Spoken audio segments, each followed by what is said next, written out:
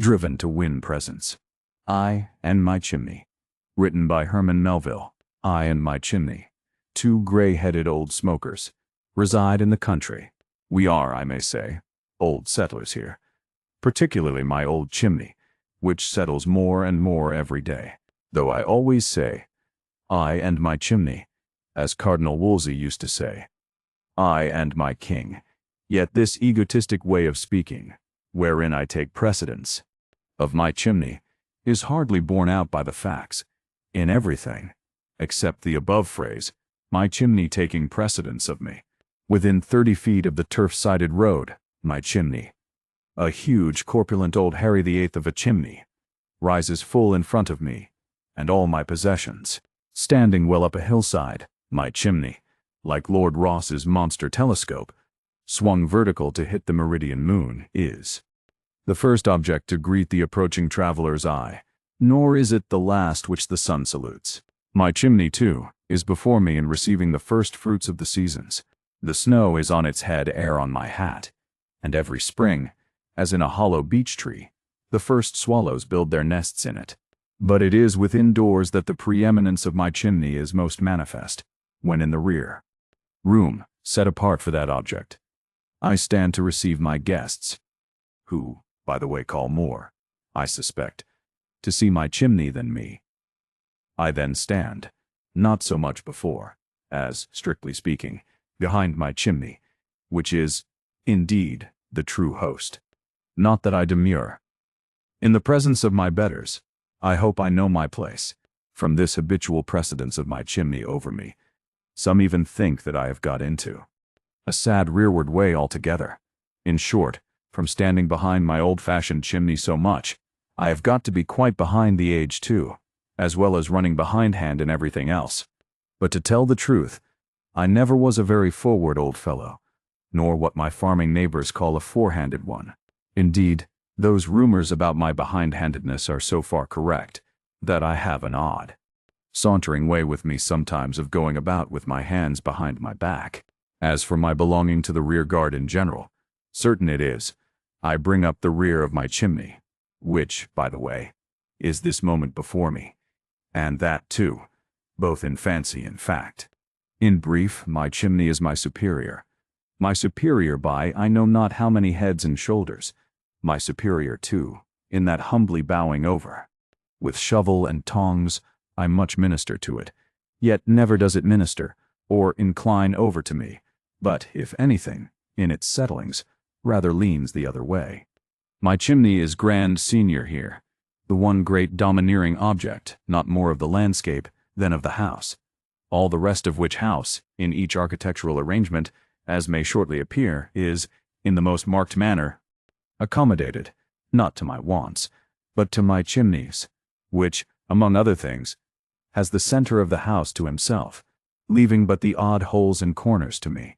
But I and my chimney must explain, and as we are both rather obese, we may have to expatiate.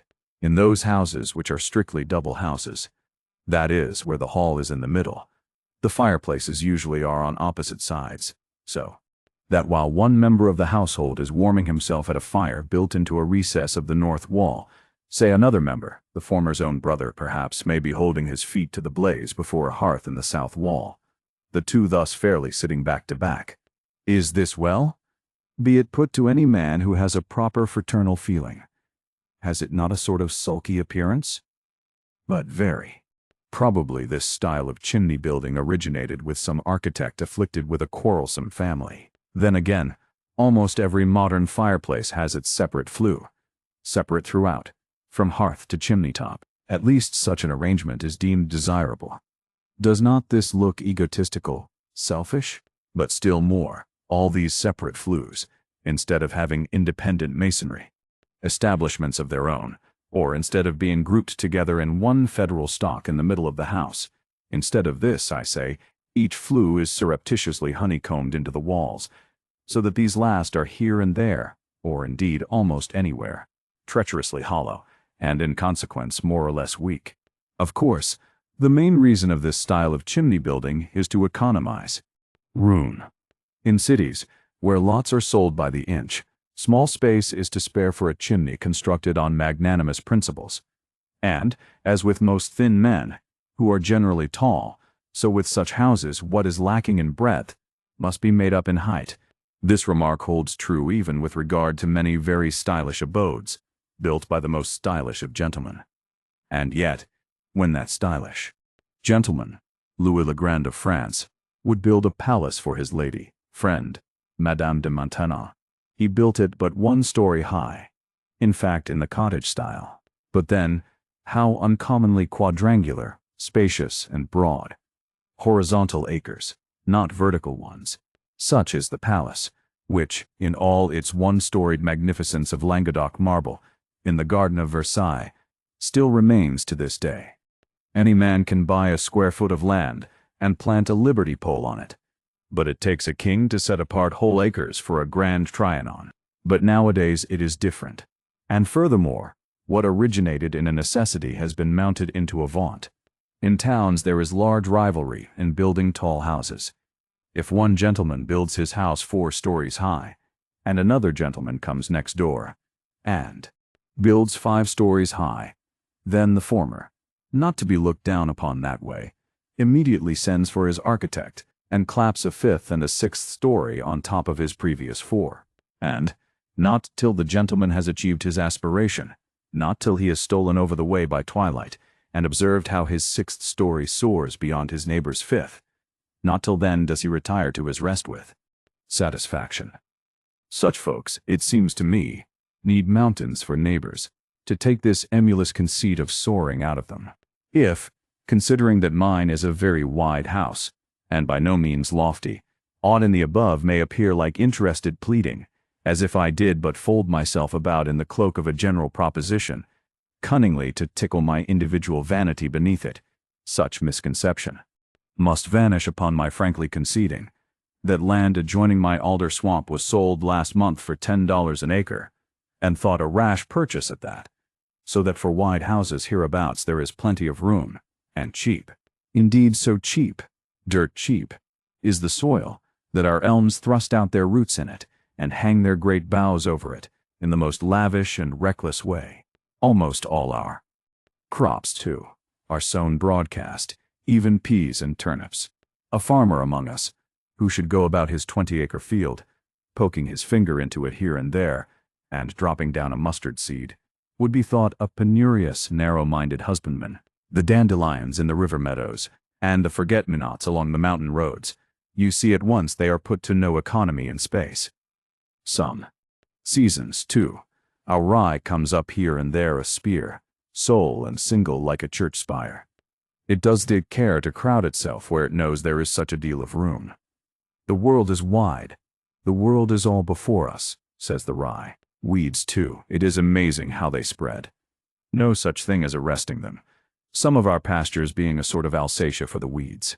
As for the grass, every spring it is like Casus, rising of what he calls the peoples. Mountains, too, a regular camp meeting of them. For the same reason, the same all-sufficiency of room, our shadows march and countermarch, going through their various drills and masterly evolutions, like the old Imperial Guard on the Champs de Mars. As for the hills, especially where the roads cross them, the supervisors of our various towns have given notice to all concerned that they can come and dig them down and cart them off, and never a cent to pay, no more than for the privilege of picking blackberries.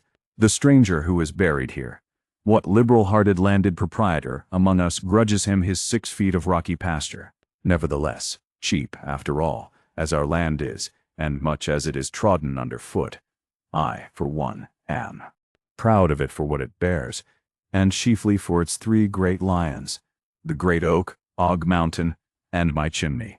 Most houses here are but 1.5 stories high. Few exceed 2. That in which I and my chimney dwell is in width nearly twice its height, from sill to eaves, which accounts for the magnitude of its main content, besides showing that in this house, as in this country at large, there is abundance of space and to spare for both of us. The frame of the old house is of wood, which but the more sets forth the solidity of the chimney, which is of brick. And as the great wrought nails binding the clapboards are unknown in these degenerate days. So are the huge bricks in the chimney walls.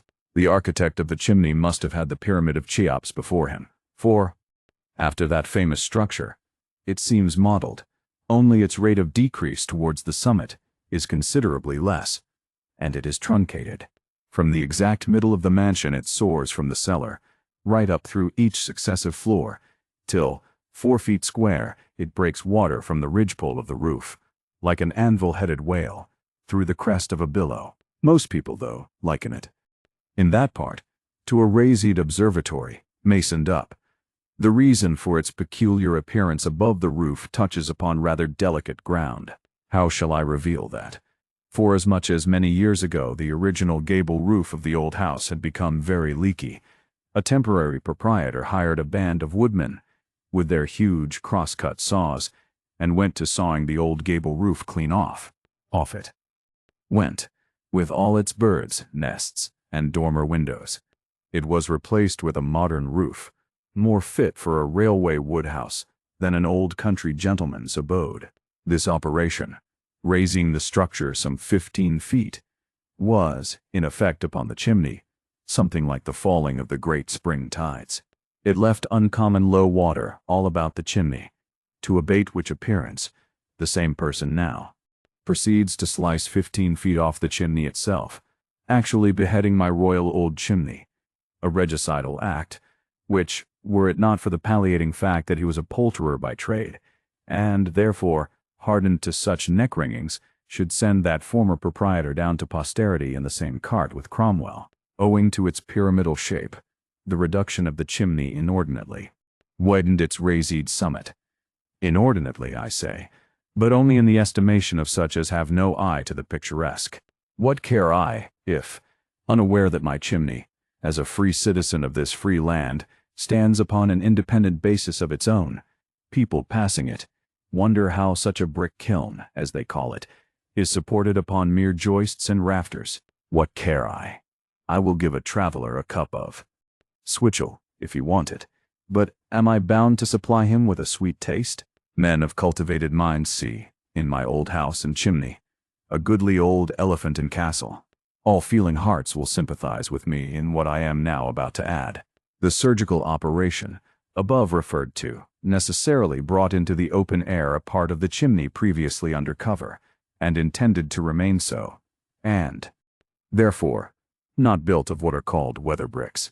In consequence, the chimney, though of a vigorous constitution, suffered not a little from so naked an exposure, and, unable to acclimate itself, ere long began to fail, showing blotchy symptoms akin to those in measles. Whereupon travelers, passing my way, would wag their heads, laughing. See that wax nose, how it melts off. But what cared I? The same travelers would travel across the sea to view Kenilworth peeling away, and for a very good reason. That of all artists of the picturesque, decay wears the palm. I would say, the ivy. In fact, Ivy often thought that the proper place for my old chimney is ivied old England.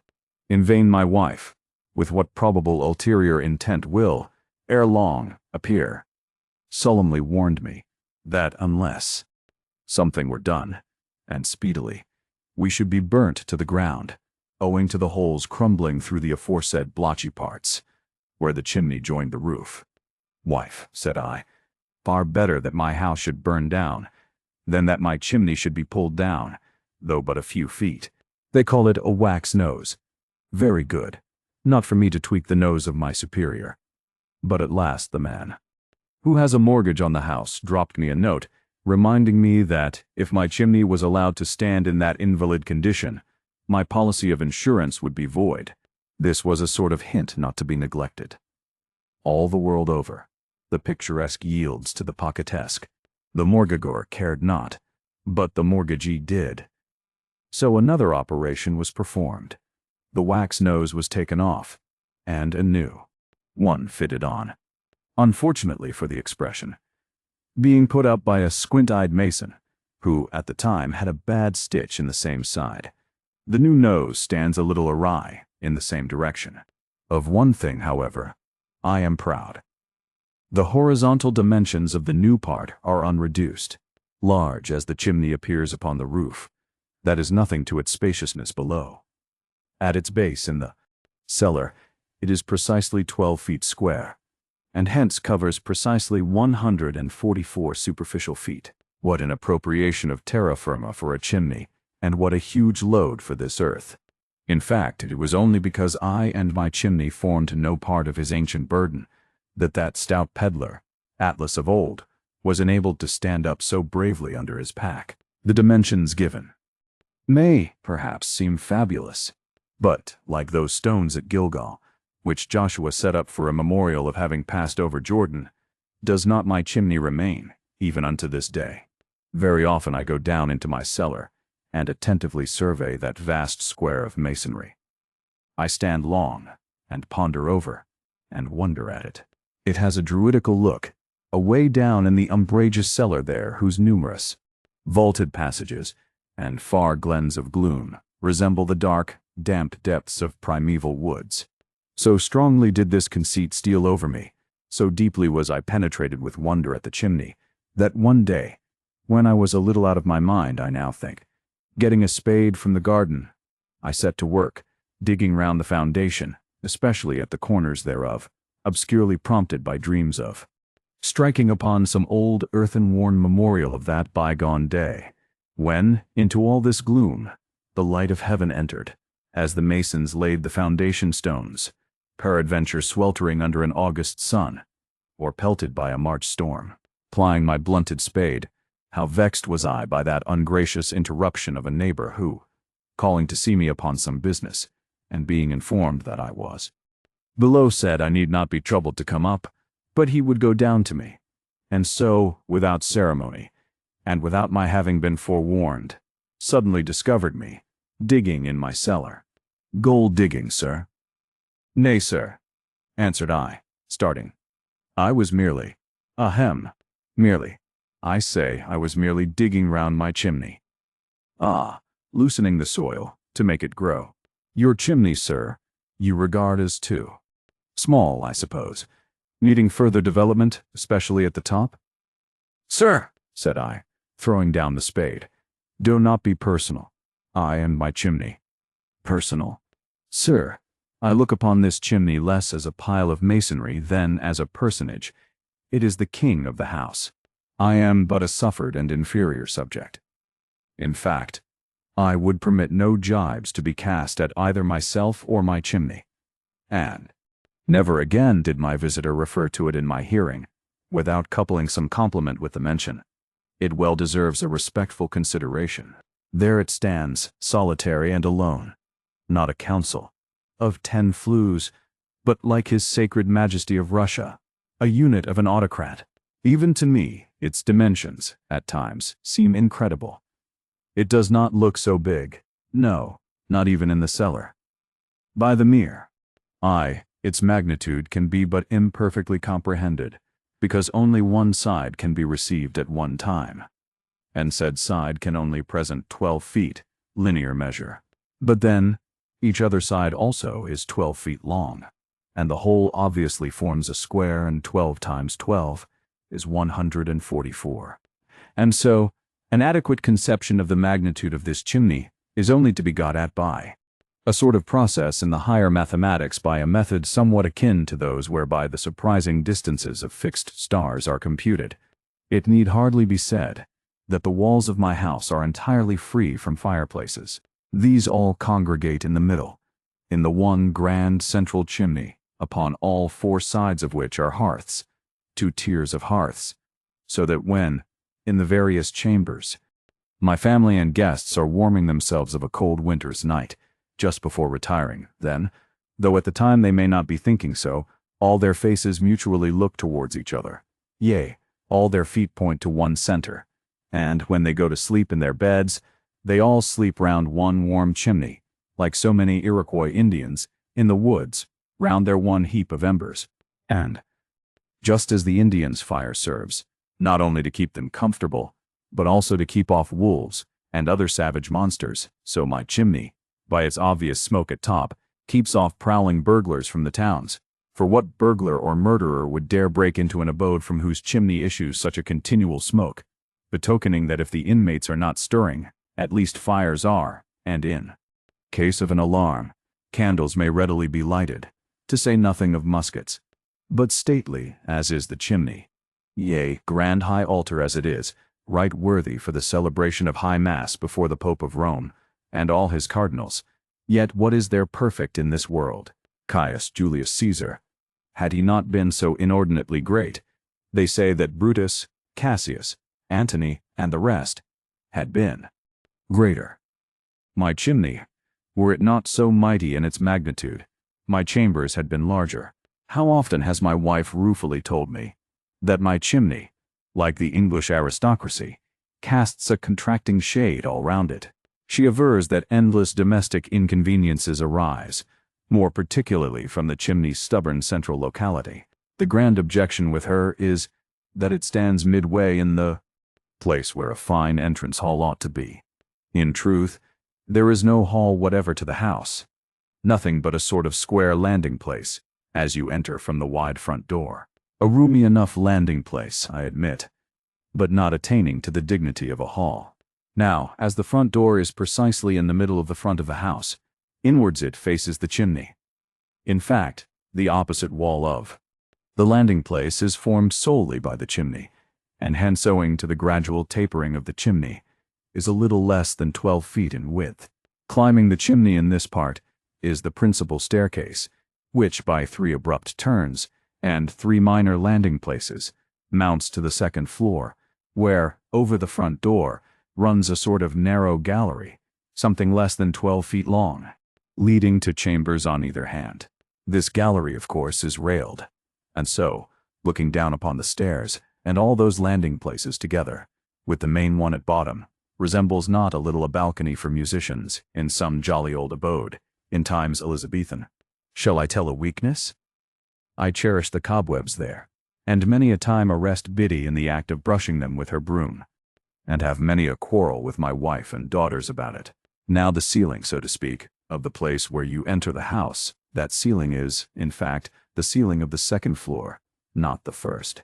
The 2 floors are made one here, so that ascending this turning stairs, you seem going up into a kind of soaring tower or lighthouse. At the second landing, midway up the chimney, is a mysterious door, entering to a mysterious closet. And here I keep mysterious cordials, of a choice, mysterious flavor, made so by the constant nurturing and subtle ripening of the chimney's gentle heat, distilled through that warm mass of masonry. Better for wines is it than voyages to the Indias. My chimney itself a tropic. A chair by my chimney in a November day is as good for an invalid as a long season spent in Cuba. Often, I think how grapes might ripen against my chimney. How my wife's geraniums bud there. Bud in December. Her eggs, too. Can't keep them near the chimney, on account of the hatching. Ah, a warm heart has my chimney. How often my wife was at me about that projected grand entrance hall of hers, which was to be knocked clean through the chimney, from one end of the house to the other, and astonish all guests by its generous amplitude. But, wife, said I, the chimney. Consider the chimney. If you demolish the foundation, what is to support the superstructure? Oh, that will rest on the second floor. The truth is, women know next to nothing about the realities of architecture. However, my wife still talked of running her entries and partitions. She spent many long nights elaborating her plans, in imagination building her boasted hall through the chimney, as though its high mightiness were a mere spear of sorrel top. At last, I gently reminded her that, little as she might fancy it, the chimney was a fact, a sober, substantial fact, which, in all her plannings, it would be well to take into full consideration. But this was not of much avail. And here, respectfully craving her permission, I must say a few words about this enterprising wife of mine. Though in years nearly old as myself, in spirit she is young as my little sorrel mare, Trigger, that threw me last fall. What is extraordinary, though she comes of a rheumatic family, she is straight as a pine, never has any aches, while for me with the sciatica, I am sometimes as crippled up as any old apple tree. but she has not so much as a toothache. As for her hearing, let me enter the house in my dusty boots, and she away up in the attic. And for her sight, Biddy, the housemaid, tells other people's housemaids that her mistress will spy a spot on the dresser straight through the pewter platter, put up on purpose to hide it. Her faculties are alert as her limbs and her senses. No danger of my spouse dying of torpor. The longest night in the year I've known her lie awake, planning her campaign for the morrow. She is a natural projector. The maxim, whatever is right, is not hers. Her maxim is, whatever is wrong. And what is more must be altered. And what is still more must be altered right away. Dreadful maxim for the wife of a dozy old dreamer like me, who dote on seventh days as days of rest, and out of a sabbatical horror of industry, will, on a weekday, go out of my road 1/4 of a mile, to avoid the sight of a man at work. That matches are made in heaven, may be, but my wife would have been just the wife for Peter the Great, or Peter the Piper. How she would have set in order that huge littered empire of the one, and with indefatigable painstaking, picked the peck of pickled peppers for the other. But the most wonderful thing is, my wife never thinks of her end.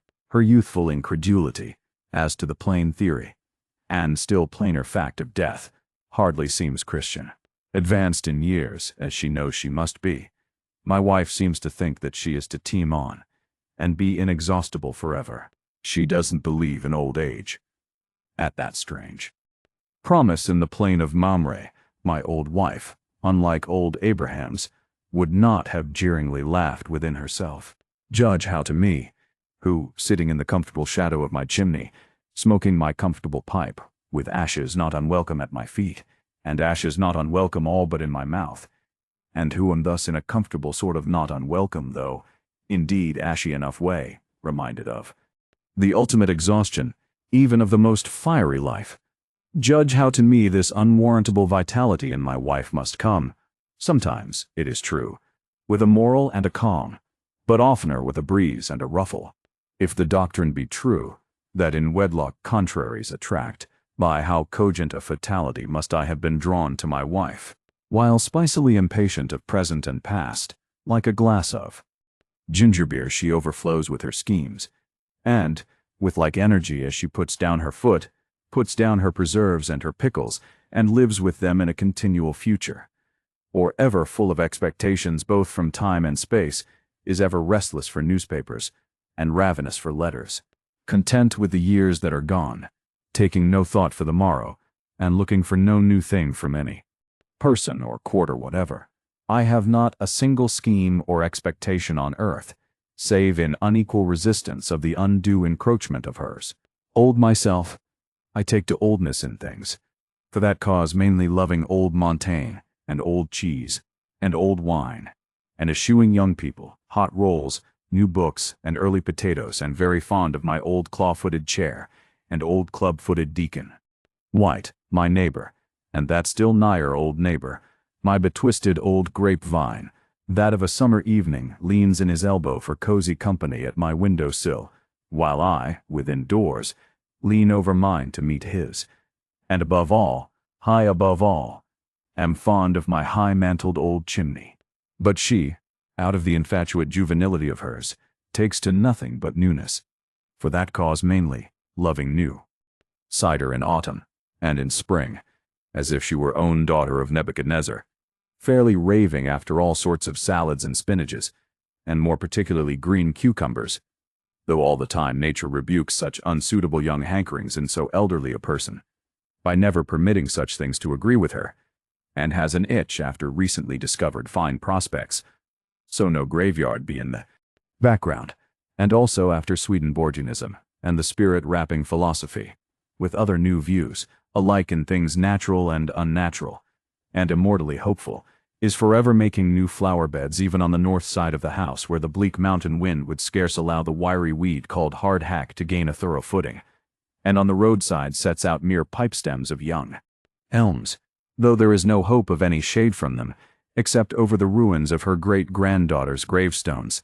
and won't wear caps, but plaits her gray hair, and takes the ladies' magazine for the fashions, and always buys her new almanac a month before the new year, and rises at dawn, and to the warmest sunset turns a cold shoulder, and still goes on at odd hours with her new course of history, and her French, and her music, and likes a young company, and offers to ride young colts, and sets out young suckers in the orchard, and has a spite against my elbowed old grapevine, and my club-footed old neighbor, and my claw-footed old chair, and above all, high above all, would fain persecute, unto death, my high-mantled old chimney. By what perverse magic, I 1,000 times think, does such a very autumnal old lady have such a very vernal young soul? When I would remonstrate at times, she spins round on me with, "Oh, don't you grumble, old man." She always calls me old man. It's I, young I, that keep you from stagnating. Well, I suppose it is so. Yeah, after all, these things are well ordered. My wife, as one of her poor relations, good soul, intimates, is the salt of the earth, and none the less the salt of my sea, which otherwise were unwholesome. She is its monsoon, too, blowing a brisk gale over it, in the one steady direction of my chimney. Not insensible of her superior energies, my wife has frequently made me propositions to take upon herself all the responsibilities of my affairs. She is desirous that, domestically, I should abdicate. That, renouncing further rule, like the venerable Charles V, I should retire into some sort of monastery. But indeed, the chimney accepted, I have little authority to lay down. By my wife's ingenious application of the principle that certain things belong of right to female jurisdiction, I find myself, through my easy compliances, insensibly stripped by degrees of one masculine prerogative after another. In a dream I go about my fields, a sort of lazy, happy-go-lucky, good-for-nothing, loafing old leer.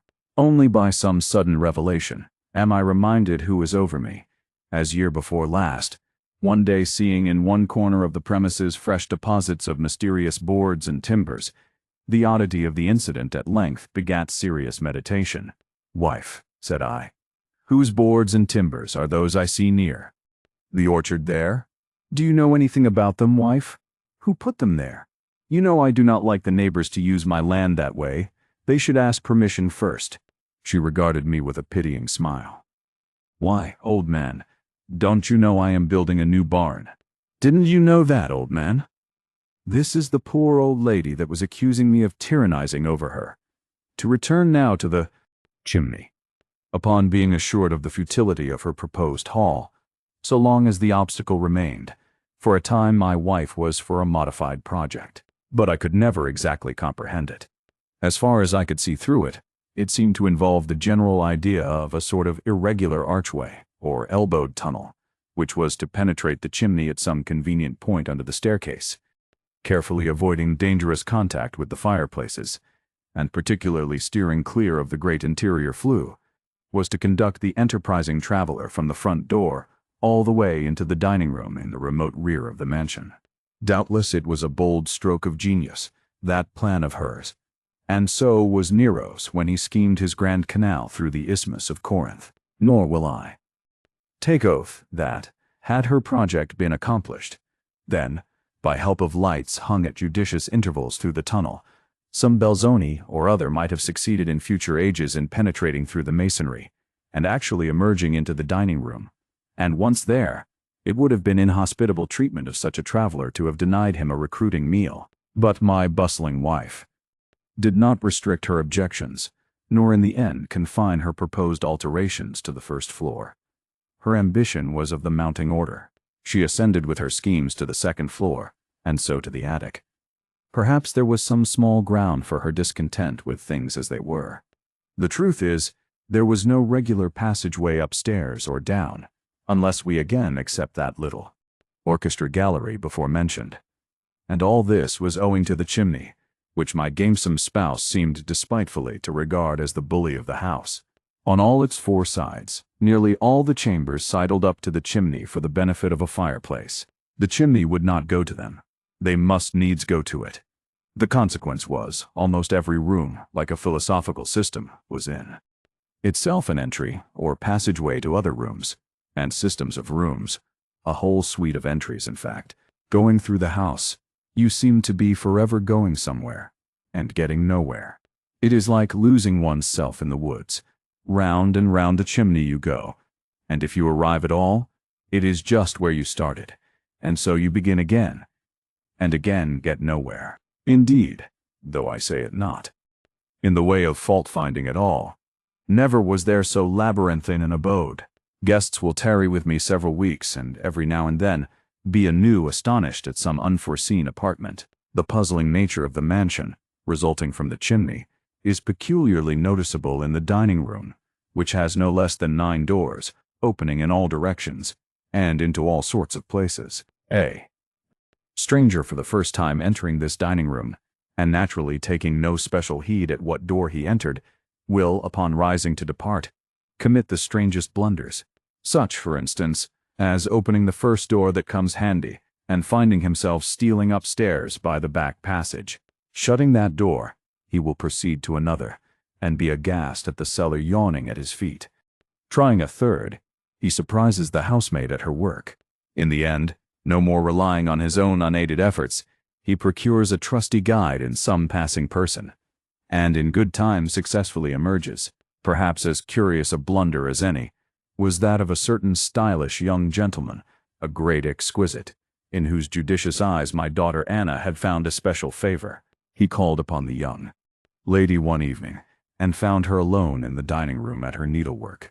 He stayed rather late, and after abundance of superfine discourse, all the while retaining his hat and cane, made his profuse adieus, and with repeated graceful bows proceeded to depart, after the fashion of courtiers from the Queen, and by so doing, opening a door at random, with one hand placed behind, very effectually, succeeded in backing himself into a dark pantry, where he carefully shut himself up, wondering there was no light in the entry.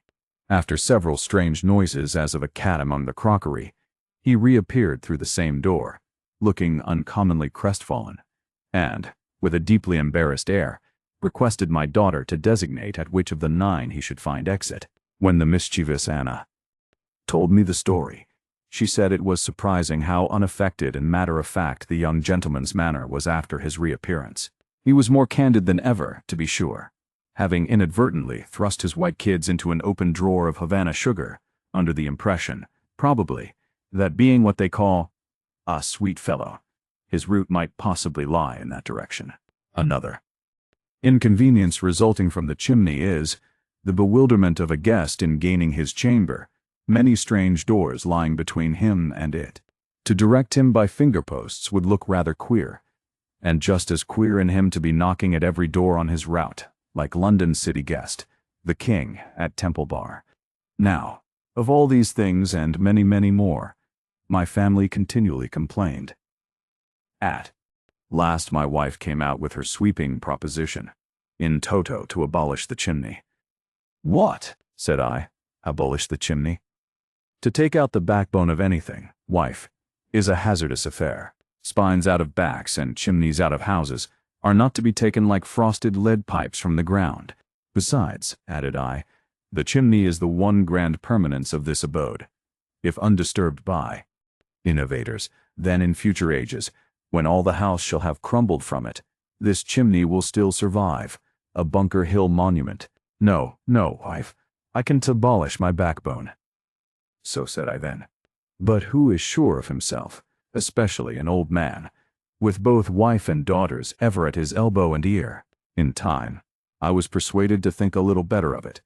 In short, to take the matter into preliminary consideration. At length it came to pass that a master mason, a rough sort of architect, one Mr. Scribe, was summoned to a conference. I formally introduced him to my chimney.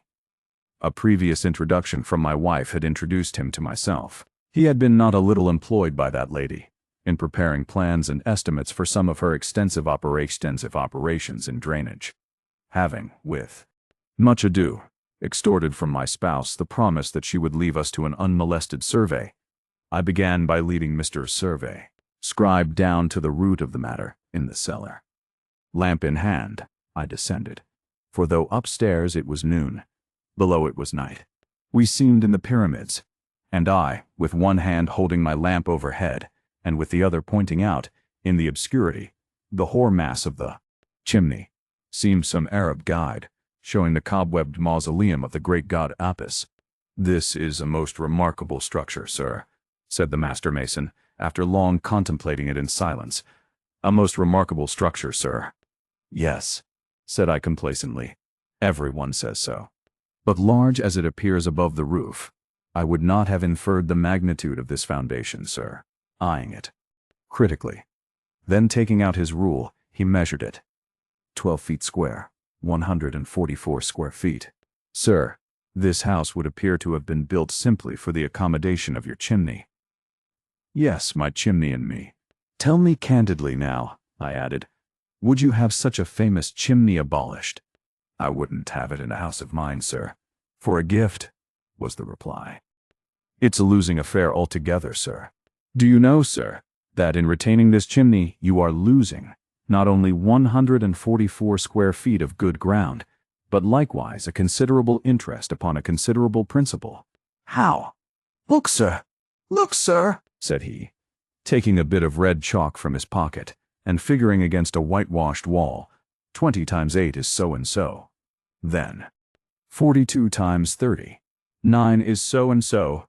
Ain't it, sir? Well, add those together and subtract this here. Then that makes so and so, still chalking away. To be brief, after no small ciphering, Mr. Scribe informed me that my chimney contained, I am ashamed to say how many thousand and odd valuable bricks. "No more," said I, fidgeting. "Pray now, let us have a look above." In that upper zone we made 2 more circumnavigations for the first and second floors.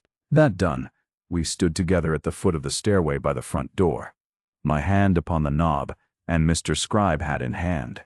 "Well, sir," said he, a sort of feeling his way, and, to help himself, fumbling with his hat, "Well, sir, I think it can be done." "What, pray, Mr. Scribe? What can be done?" "Your chimney, sir. It can, without rashness, be removed, I think." "I will think of it too, Mr. Scribe," said I, turning the knob and bowing him towards the open space without. "I will think of it, sir. It demands consideration. Much obliged to ye." "Good morning, Mr. Obliged to ye." "Good morning, Scribe." "It is all arranged, then," cried my wife with great glee, bursting from the nighest room. "When will they begin?"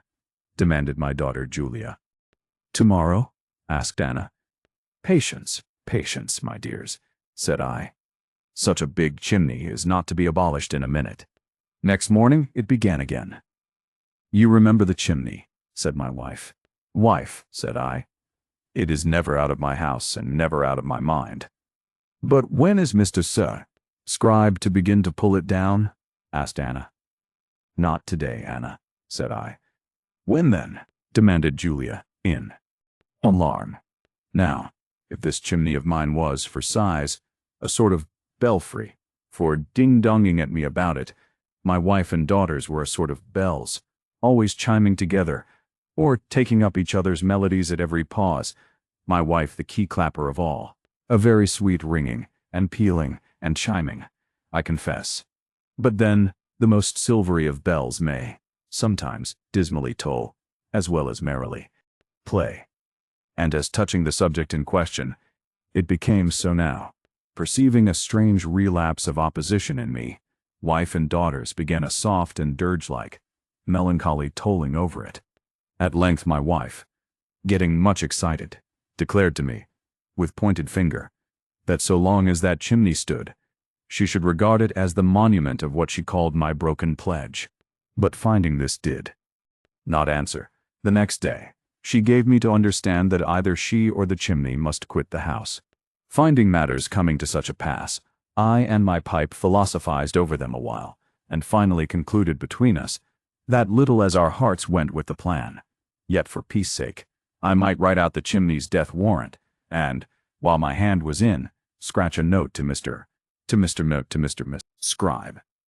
Considering that I and my chimney and my pipe, from having been so much together, were 3 great cronies, the facility with which my pipe consented to a project so fatal to the goodliest of our trio, or rather, The way in which I and my pipe, in secret, conspired together, as it were, against our unsuspicious old comrade. This may seem rather strange, if not suggestive of sad reflections upon us two. But indeed we, sons of clay, that is my pipe and I, are no whit better than the rest. Far from us, indeed, to have volunteered the betrayal of our crony.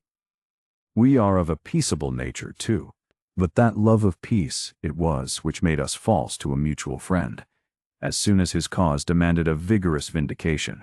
But I rejoice to add that better and braver thoughts soon returned, as will now briefly be set forth.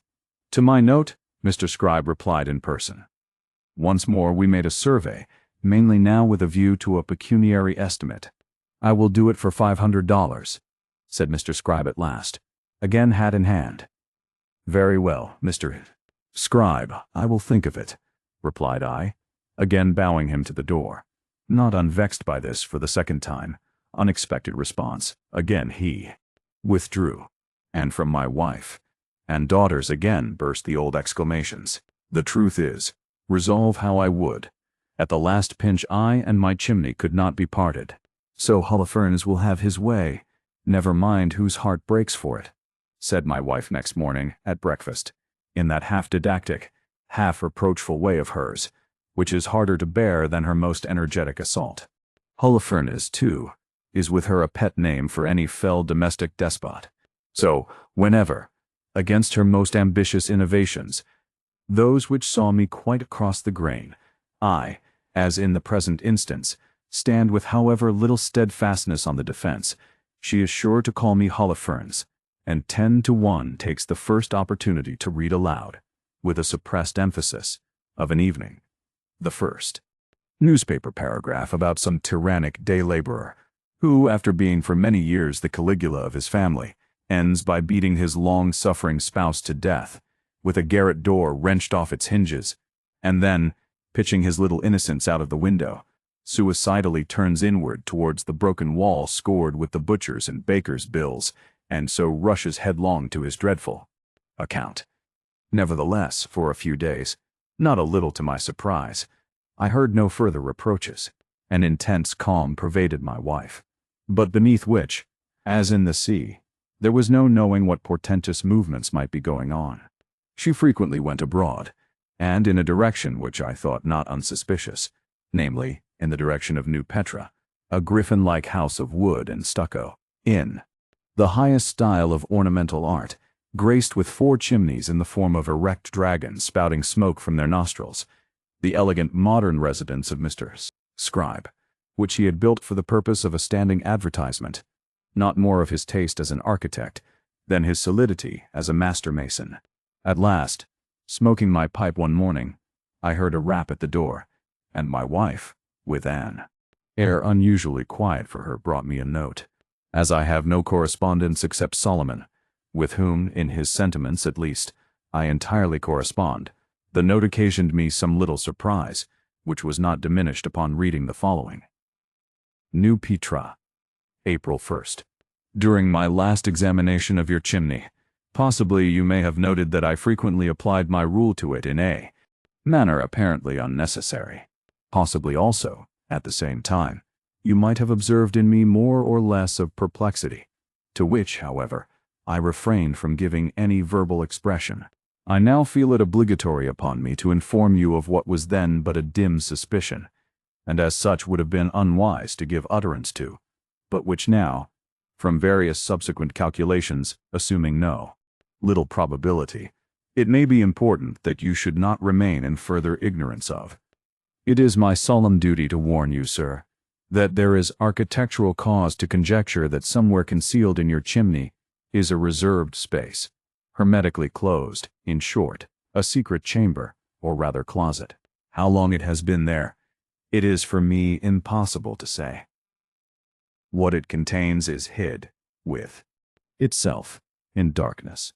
But probably a secret closet would not have been contrived, except for some extraordinary object, whether for the concealment of treasure, or what other purpose, may be left to those better acquainted with the history of the house to guess. But enough. In making this disclosure, sir, my conscience is eased. Whatever step you choose to take upon it is of course a matter of indifference to me, though, I confess, as respects the character of the closet, I cannot but share in a natural curiosity, trusting that you may be guided aright in determining whether it is Christian-like knowingly to reside in a house, hidden in which is a secret closet. I remained.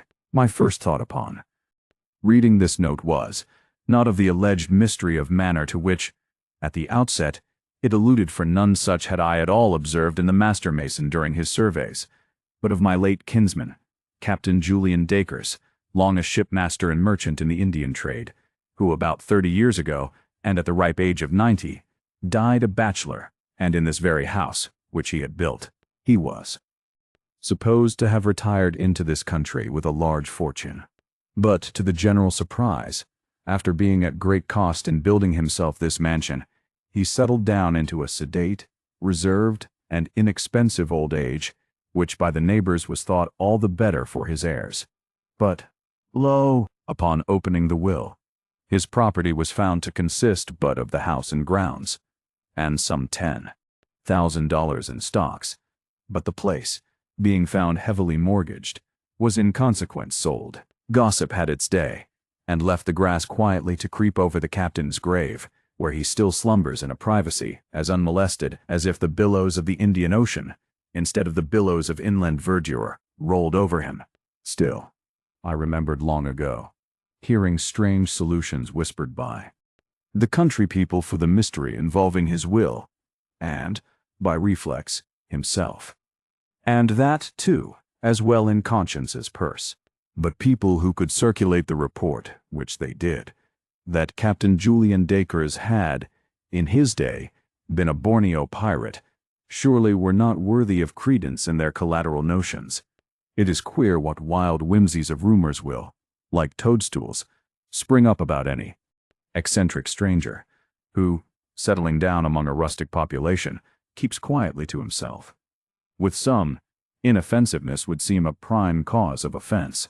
But what chiefly had led me to scout at these rumors, particularly as referring to concealed treasure, was the circumstance that the stranger, the same who raised the roof and the chimney, into whose hands the estate had passed on my kinsman's death, was of that sort of character, that had there been the least ground for those reports, he would speedily have tested them, by tearing down and rummaging the walls.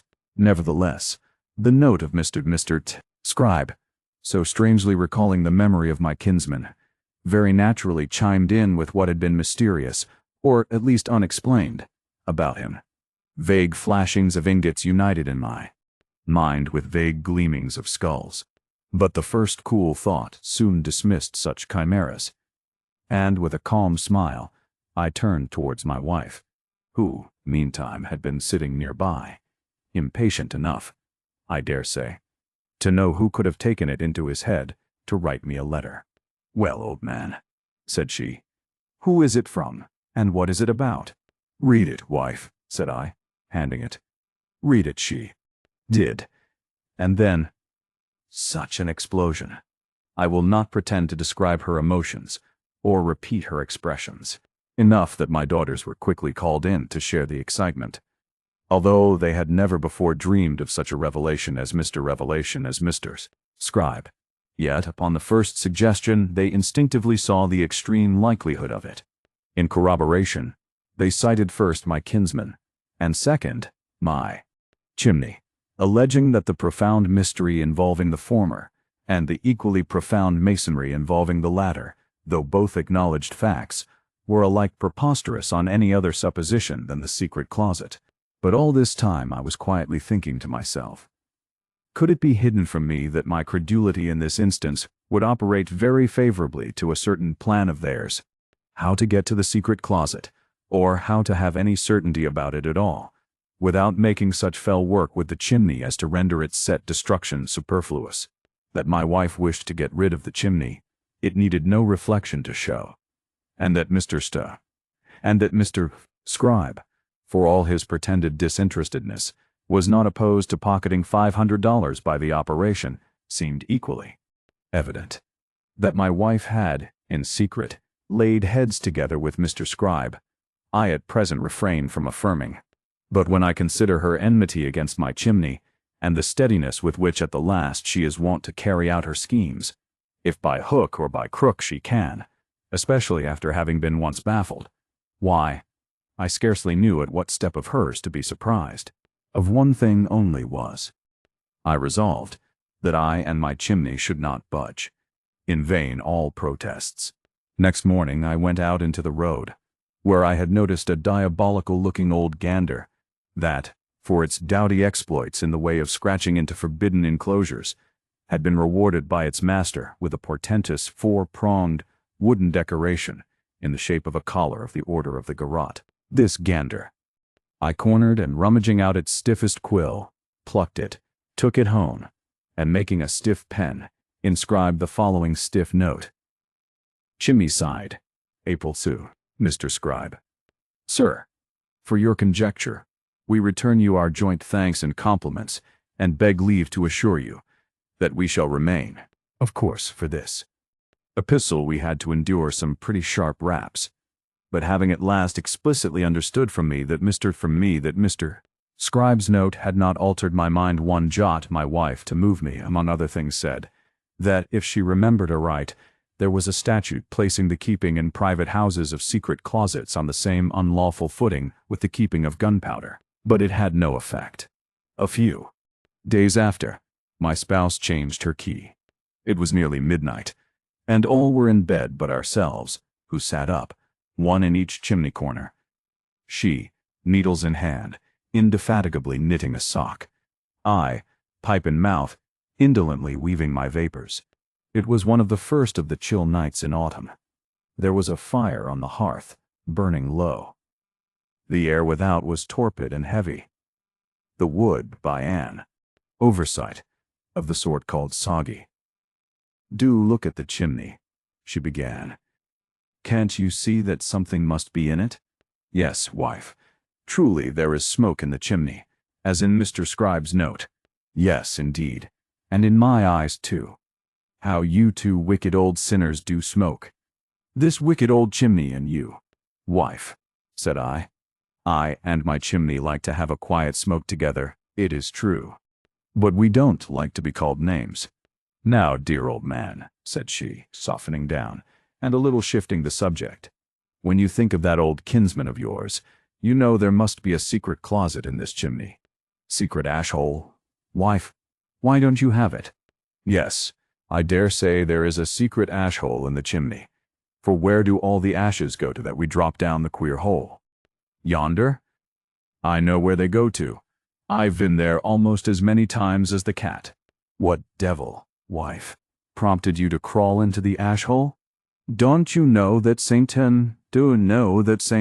Dunstan's devil emerged from the ash-hole? You will get your death one of these days, exploring all about as you do. But supposing there be a secret closet, what then? What then?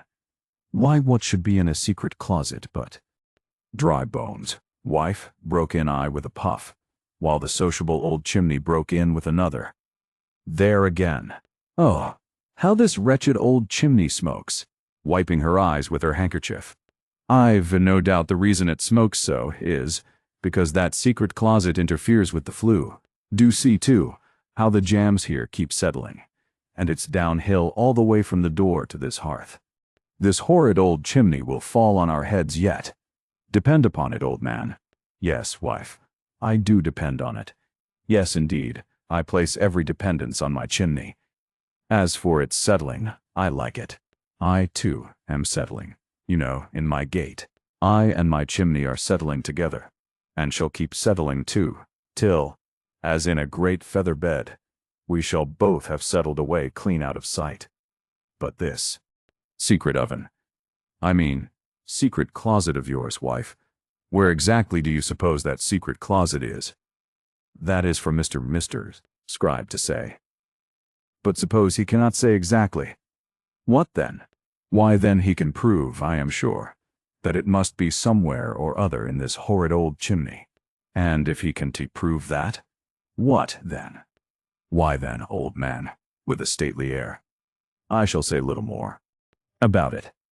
Agreed, wife, returned I, knocking my pipe bowl against the jamb, And now, tomorrow, I will for a third time send for Mr. Scribe. Wife, the sciatica takes me. Be so good as to put this pipe on the mantel. If you get the step-ladder for me, I will. This shocking old chimney, this abominable old-fashioned old chimney's mantels are so high, I can reach them. No opportunity, however trivial, was overlooked for a subordinate fling at the pile. Here, by way of introduction, it should be mentioned that besides the fireplaces all round it, the chimney was, in the most haphazard way, excavated on each floor for certain curious out-of-the-way cupboards and closets, of all sorts and sizes, clinging here and there, like nests in the crotches of some old oak. On the second floor these closets were by far the most irregular and numerous. And yet this should hardly have been so, since the theory of the chimney was that it pyramidically diminished as it ascended. The abridgment of its square on the roof was obvious enough, and it was supposed that the reduction must be methodically graduated from bottom to top. Scribe, said I when, the next day, with an eager aspect, that individual again came. My object in sending for you this morning is not to arrange for the demolition of my chimney, nor to have any particular conversation about it, but simply to allow you every reasonable facility for verifying, if you can, the conjecture communicated in your note. Though in secret not a little crestfallen, it may be, by my phlegmatic reception, so different from what he had looked for. With much apparent alacrity he commenced the survey, throwing open the cupboards on the first floor, and peering into the closets on the second, measuring one within, and then comparing that measurement with the measurement without. Removing the fireboards, he would gaze up the flues, but no sign of the hidden work yet. Now, on the second floor the rooms were the most rambling conceivable. They, as it were, dovetailed into each other. They were of all shapes. Not one mathematically square room among them all. A peculiarity, which by the master mason had not been unobserved. With a significant, not to say portentous expression, he took a circuit of the chimney, measuring the area of each room around it. Then going downstairs, and out of doors, he measured the entire ground area. Then compared the sum total of all the areas of all the rooms on the second floor with the ground area. Then, returning to me in no small excitement, announced that there was a difference of no less than 200 and odd square feet. Room enough, in all conscience, for a secret closet. But, Mr. Scribe, said I, stroking my chin, have you allowed for the walls, both main and sectional? They take up some space, you know. Ah, I had forgotten that. Tapping his forehead. But, still ciphering on his paper, that will not make up the deficiency. But, Mr. Scribe, have you allowed for the recesses of so many fireplaces on a floor, and for the firewalls and the flues? In short, Mr. Scribe, have you allowed for the legitimate chimney itself, some 144 square feet or thereabouts, Mr. Scribe? How unaccountable. That slipped my mind too. Did it indeed, Mr. Scribe? He faltered a little and burst forth with, but we must now allow 144 square feet for the legitimate chimney. My position is that within those undue limits the secret closet is contained. I eyed him in silence a moment, then spoke. Your survey is concluded, Mr.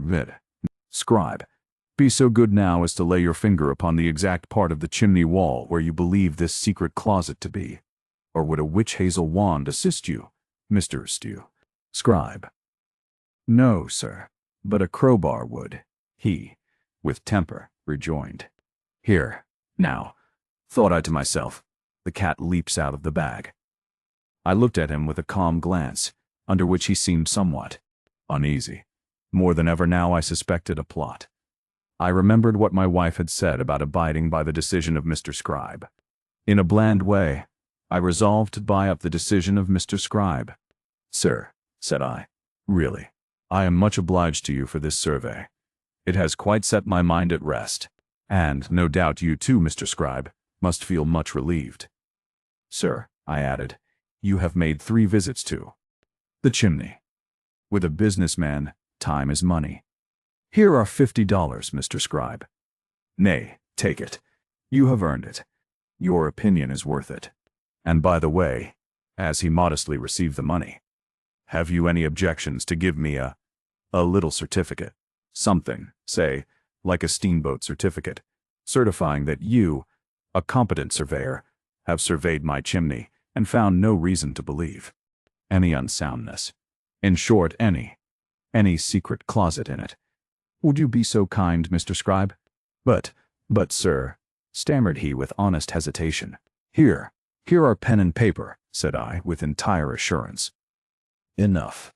That evening I had the certificate framed and hung over the dining room fireplace, trusting that the continual sight of it would forever put at rest at once the dreams and stratagems of my household. But, no. Inveterately bent upon the extirpation of that noble old chimney, still to this day my wife goes about it, with my daughter Anna's geological hammer, tapping the wall all over, and then holding her ear against it, as I have seen the physicians of life insurance companies tap a man's chest, and then incline over for the echo. Sometimes of night she almost frightens one, going about on this phantom errand, and still following the sepulchral response of the chimney, round and round, as if it were leading her to the threshold of the secret closet. How hollow it sounds. She will hollowly cry, "Yes," I declare, with an emphatic tap, "there is a secret closet here. Here, in this very spot. Hark! How hollow!" Pusha, wife, of course it is hollow. Who ever heard of a solid chimney? But nothing avails. And my daughters take after, not me, but their mother. Sometimes all three abandon the theory of the secret closet and return to the genuine ground of attack, the unsightliness of so cumbrous a pile, with comments upon the great addition of room to be gained by its demolition, and the fine effect of the projected grand hall, and the convenience resulting from the collateral running in one direction and another of their various partitions. Not more ruthlessly did the three powers partition away poor Poland than my wife and daughters would fain partition away my chimney. But seeing that, despite all, I and my chimney still smoke our pipes, my wife reoccupies the ground of the secret closet, enlarging upon what wonders are there, and what a shame it is not to seek it out and explore it. "Wife," said I, upon one of these occasions, "why speak more of that secret closet, when there before you hangs contrary testimony of a master mason, elected by yourself to decide? Besides, even if there were a secret closet, secret it should remain, and secret it shall." "Yes, wife, here for once I must say my say.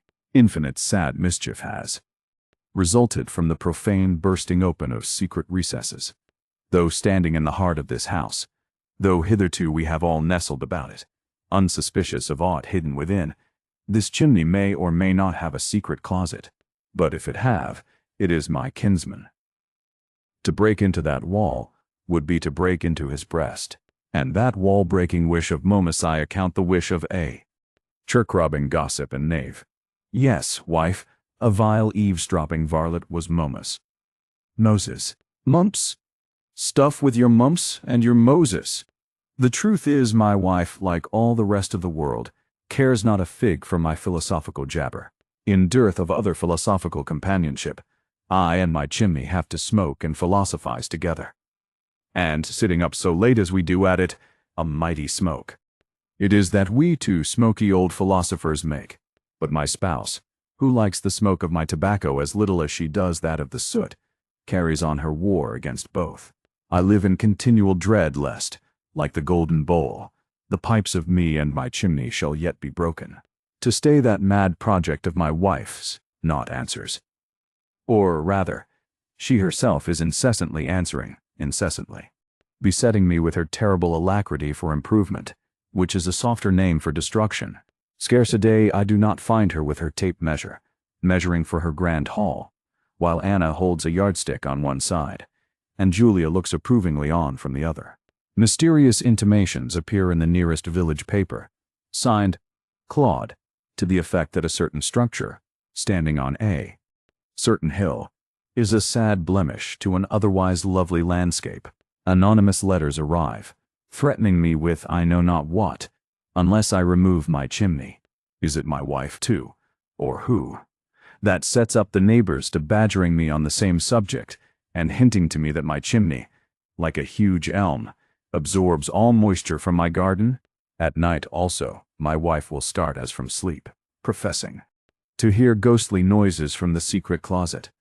Assailed on all sides, and in all ways, small peace have I and my chimney.